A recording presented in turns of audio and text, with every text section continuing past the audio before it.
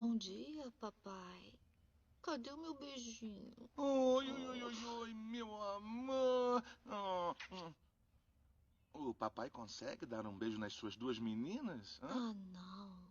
Não, o papai não vai nem poder tocar na mamãe por um longo tempo. O papai sente muito sobre o que ele disse no outro quarto. Ele não tinha intenção daquilo Papai tudo. nem devia perder tempo.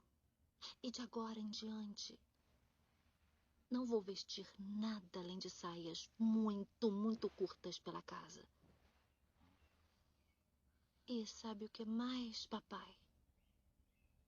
Mamãe tá tão de saco cheio de usar calcinhas. É? É, na verdade, ela decidiu jogar todas fora.